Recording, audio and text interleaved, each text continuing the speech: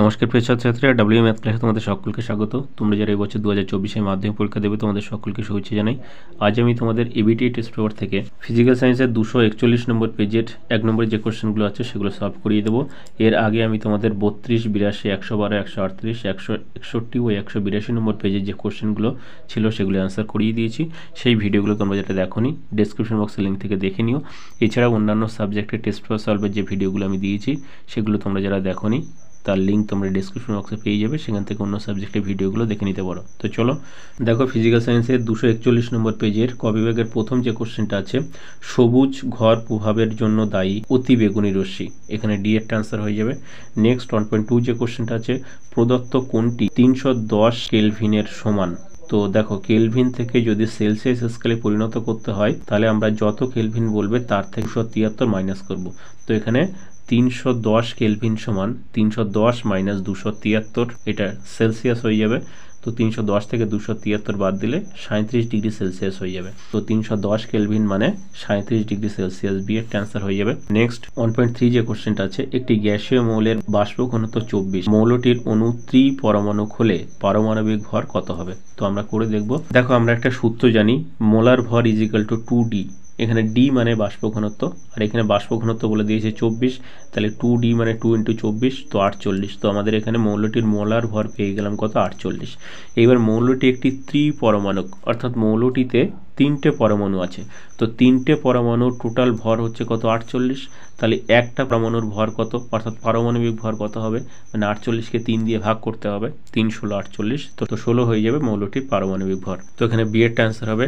Next 1.4 যে কোশ্চেনটা আছে, একটি তরলের আপত প্রসারণ গুণাঙ্ক আর এ ও প্রকৃত প্রসারণ গুণাঙ্কের, যেটাকে বলছে আর আর, সম্পর্ক হলে তাহলে কোন সম্পর্কটা সঠিক হয়ে যাবে? এখানে সি এরটা সঠিক হবে, কারণ আমরা জানি সবসময় প্রকৃত প্রসারণ গুণাঙ্কটাই বেশি হয়। তো এখানে আর এ লেস দেন আর আর, এটা সঠিক অ্যান্সার হবে। নেক্সট চলে এসো 1.5, ক্যামেরায় গঠিত প্রতিবিম্ব সবসময় সৎ ও অবশীর্ষ হয়, এর অ্যান্সার হবে। 1.6 যে কোশ্চেনটা আছে, একবর্ণী আলোক রশ্মির প্রতিসরণের সময় কোন রাশিটি অপরিবর্তিত থাকে? কম্পাঙ্ক অপরিবর্তিত থাকে, বি এর অ্যান্সার হবে। 1.7 যে কোশ্চেনটা আছে, ভোল্ট ইন্টু কুলম্ব কোন রাশির একক? কার্যের একক, এর অ্যান্সার হবে। 1.8 যে কোশ্চেনটা আছে, একটি তড়িৎ কোষের আভ্যন্তরীণ রোধ আর ও বহিস্থ রোধ ক্যাপিটাল আর হলে বর্তনীর তুল্য রোধ হবে স্মল আর প্লাস ক্যাপিটাল আর, অর্থাৎ আভ্যন্তরীণ রোধ প্লাস বহিস্থ রোধ সমান বর্তনীর তুল্য রোধ। নেক্সট চলে এসো 1.9, সৌরশক্তির মূল উৎস কি? নিউক্লিয় সংযোজন, এর অ্যান্সার হবে। 1.10 যে কোশ্চেনটা আছে, অম্লায়িত কপার সালফেট দ্রবণে হাইড্রোজেন সালফাইড চালনা করলে কোন বর্ণের অধক্ষেপ পড়ে? কালো বর্ণের, সি এর অ্যান্সার হবে। 1.11 যে কোশ্চেনটা আছে, নিচের কোনটি কিপ যন্ত্রে প্রস্তুত করা যায় না? নাইট্রোজেনকে কিপ যন্ত্রে প্রস্তুত করা যায় না, ডি এর অ্যান্সার হবে। 1.12 যে কোশ্চেনটা আছে, শ্রেণী 13 এর একটি মৌল এম, ওই মৌলটির ক্লোরাইডের সংকেত কত হবে? MgCl3, B এরটা। নেক্সট 1.13 যে কোশ্চেনটা আছে, ম্যাগনেটাইট কোন ধাতুর আকরিক? লোহার আকরিক, Fe, এর অ্যান্সার হবে। 1.14 যে কোশ্চেনটা আছে, বিমানের কাঠামো তৈরিতে ব্যবহৃত সংকর ধাতুটি হলো ডুরালুমিন, সি এর অ্যান্সার হবে। 1.15 যে কোশ্চেনটা আছে, অ্যাসিটিলিনের সমগণ হয়ে যাবে প্রোপাইন, তো এখানে সি এর অ্যান্সার হবে। এরপরে চলে এসে বিভাগ খ, এখানে প্রথম যে কোশ্চেনটা আছে, বায়ুমণ্ডলের কোন স্তরে গ্যাসের অণুগুলি আয়নিত অবস্থায় থাকে? আয়নোস্ফিয়ার বা থার্মোস্ফিয়ার। অথবা দিয়ে যে কোশ্চেনটা আছে, বায়ুমণ্ডলের কোন স্তরে কৃত্রিম উপগ্রহ স্থাপন করা হয়? এক্সোস্ফিয়ার। নেক্সট 2.2 যে কোশ্চেনটা আছে, একটি জৈব গ্রিনহাউস গ্যাসের নাম লেখো, মিথেন। এরপর 2.3 যে কোশ্চেনটা আছে, PV is equal to W/m RT সমীকরণের এম সমান কি হবে? তো এম সমান আমরা জানি গ্যাসের মোলার ভর। নেক্সট 2.4 যে কোশ্চেনটা আছে, উষ্ণতার পরম স্কেলের বিশুদ্ধ জলের হিমাঙ্ক কত? বিশুদ্ধ জলের হিমাঙ্ক অর্থাৎ কি জল জমে বরফে পরিণত হয়। আমরা জানি সেলসিয়াস স্কেলে 0 ডিগ্রি সেন্টিগ্রেডে জল জমে বরফে পরিণত হয়। 0 ডিগ্রি সেন্টিগ্রেডকে যদি আমরা পরম স্কেলে করি অর্থাৎ কেলভিন স্কেলে করি সেটা হয়ে যাবে 273 কেলভিন। নেক্সট 2.5 যে কোশ্চেনটা আছে, লোহার আয়তন প্রসারণ গুণাঙ্ক 36 × 10⁻⁶ কেলভিন ইনভার্স হলে দৈর্ঘ্য প্রসারণ গুণাঙ্ক কত হবে? দেখো, আমরা দৈর্ঘ্য প্রসারণ গুণাঙ্ক, ক্ষেত্র প্রসারণ গুণাঙ্ক এবং আয়তন প্রসারণ গুণাঙ্কের একটা সূত্র জানি, α = β/2 = টু গামা বাই 3। তো এখানে দৈর্ঘ্য প্রসারণ গুণাঙ্ক আর আয়তন প্রসারণ গুণাঙ্কের সম্পর্ক বলেছে। আয়তন প্রসারণ গুণাঙ্ক দেওয়া আছে, দৈর্ঘ্য প্রসারণ গুণাঙ্ক বের করতে হবে। তার মানে alpha is equal to gamma by 3। তো আলফা ইজিক্যাল টু এখানে গামার মান বলে দিয়েছে 36 × 10⁻⁻6। তো এখানে 36কে 3 দিয়ে ভাগ করলে 3 12 36, তার মানে 12 × 10⁻⁻6 কেলভিন ইনভার্স, এটাই অ্যান্সার হবে। এরপর অথবা দিয়ে যে কোশ্চেনটা আছে লোহার ক্ষেত্র প্রসারণ গুণাঙ্ক ও আয়তন প্রসারণ গুণাঙ্কের অনুপাত কত। তো এখানে লোহার কথা উল্লেখ করেছে, কিন্তু সমস্ত মৌল বা ধাতুর ক্ষেত্রে কিন্তু একই অনুপাতই হবে, কারণ ক্ষেত্র প্রসারণ গুণাঙ্ক আর আয়তন প্রসারণ গুণাঙ্কের আমরা এই সূত্র থেকে পাই β/2 = γ/3। তো বিটা বাই গামা সমান এখানে কি কোনাকুনি গুণ হয়ে যাবে, 2/3 হয়ে যাবে। তার মানে β/γ সমান 2:3, অর্থাৎ ক্ষেত্র প্রসারণ গুণাঙ্ক আর আয়তন প্রসারণ গুণাঙ্কের অনুপাত হবে 2:3।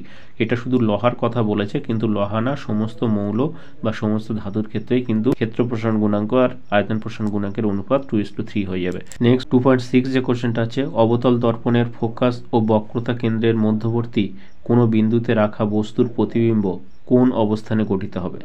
তো অ্যান্সারটা হবে বস্তুটির প্রতিবিম্ব বক্রতা কেন্দ্র ও অসীমের মধ্যে গঠিত হবে। অথবা দিয়ে যে কোশ্চেনটা আছে, কোন ক্ষেত্রে mu sine i by sine r সম্পর্কটি প্রযোজ্য নয়, লম্ব আপতনের ক্ষেত্রে। 2.7 যে কোশ্চেনটা আছে, 1 বিওটি এর মান কত জুলের সমান হয়। তো দেখো আমরা জানি 1 বিওটি সমান 1 কিলোওয়াট আওয়ার। তো 1 কিলোওয়াট আওয়ারকে যদি আমরা ওয়াট আওয়ারে করি, তাহলে 1 কিলোওয়াট মানে 1000 ওয়াট আওয়ার হয়ে যাবে। এইবারে এটাকে জুলে পরিণত করতে হবে। তো এখানে 1000 ওয়াট আওয়ার ছিল, এটাকে আমরা 3600 দিয়ে গুণ করব, তাহলে টোটালটা জুল হয়ে যাবে। এটাকে যদি আমরা সংক্ষেপে করি তাহলে 3.6 × 10⁶ হয়ে যাবে। তো এত জুল, এটাই অ্যান্সার হবে। নেক্সট অথবা দিয়ে যে কোশ্চেনটা আছে, যদি কোনো বিন্দু তড়িৎ বিভব ভি হয়, তবে কিউ পরিমাণ ধনাত্মক আধান ওই বিন্দুতে আনতে কত কার্য করতে হবে। তো দেখো এখানে আমরা একটা সূত্র জানি, W = Q × V, অর্থাৎ কৃতকার্য ওয়ার্ক ডান = আধান ইন্টু তড়িৎ বিভব। তো W সমান এখানে QV হয়ে যাবে, অর্থাৎ কি কৃতকার্যের পরিমাণ হয়ে যাবে QV, অর্থাৎ QV পরিমাণ কার্য করতে হবে। নেক্সট 2.8 যে কোশ্চেনটা আছে, রোধাঙ্কের SI একক কি, ওহম মিটার। 2.9 যে কোশ্চেনটা আছে, একটি তরল সন্ধিগত ধাতুর নাম লেখো, পারদ, যার সংকেত Hg।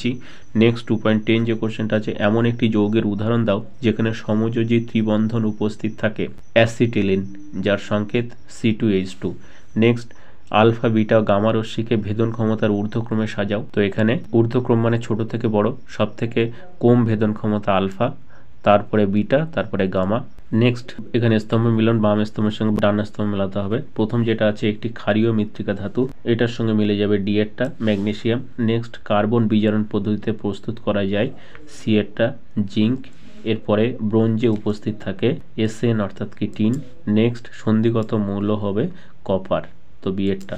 নেক্সট চলে এসো 2.3, এখানে যে কোশ্চেনটা আছে, ক্রমবর্ধমান পরমাণুর আকার অনুযায়ী সাজাও। দেখো এখানে আছে ফসফরাস, সোডিয়াম, অ্যালুমিনিয়াম, সালফার। তো এখানে পরমাণুর আকার অনুযায়ী সাজালে সব থেকে ছোট হবে কি সালফার, তারপরে ফসফরাস, তারপরে অ্যালুমিনিয়াম, তারপরে সোডিয়াম। অথবা দিয়ে যে কোশ্চেনটা আছে, একটি মৌলের পরমাণু ক্রমাঙ্ক 15, আধুনিক পর্যায় সারণীতে মৌলটির অবস্থান কি। তো দেখো মৌলটির পরমাণু ক্রমাঙ্ক বলেছে 15, তার মানে মৌলটির ইলেকট্রন সংখ্যাও 15। এইবারে এটাকে যদি আমরা ইলেকট্রন বিন্যাস করি তাহলে 2 8 5 হয়ে যাবে, আর 2 10 5 15। তো এখানে দেখো কটা পর্যায়ে হয়েছে, 1 2 3 তিনটে পর্যায়ে, মানে মৌলটি তৃতীয় পর্যায়ে আছে, আর এখানে শেষে আছে 5, মানে পঞ্চম শ্রেণীতে আছে। এবার এটা যদি দীর্ঘ পর্যায় সারণীর ক্ষেত্রে হয় তাহলে এর সঙ্গে 10 যোগ হয়ে যাবে, তার মানে কি 15 নম্বর শ্রেণীতে আছে, তৃতীয় পর্যায়ে 15 নম্বর শ্রেণী দীর্ঘ পর্যায়ে। এরপরে যে কোশ্চেনটা আছে 2.14, হাইড্রোজেন সালফেট গ্যাসের সংস্পর্শে ক্ষারীয় সোডিয়াম নাইট্রোফ্লুরাইড দ্রবণের বর্ণ কি হয়, বেগুনি। 2.15 যে কোশ্চেনটা আছে, ওলিয়ামের রাসায়নিক নাম কি। ওলিয়ামের রাসায়নিক নাম পাইরোসালফিউরিক অ্যাসিড, এর সংকেত H2S2O7। এরপরে যে কোশ্চেনটা আছে, ওয়াসওয়াল্ড পদ্ধতিতে নাইট্রিক অ্যাসিডের শিল্প প্রস্তুতিতে ব্যবহৃত অনুঘটকটি কি, প্লাটিনাম রেডিয়াম তারজালি। নেক্সট 2.17 যে কোশ্চেনটা আছে, PTFE এর মনোমারটির নাম লেখো, টেট্রাফ্লুরোইথিলিন।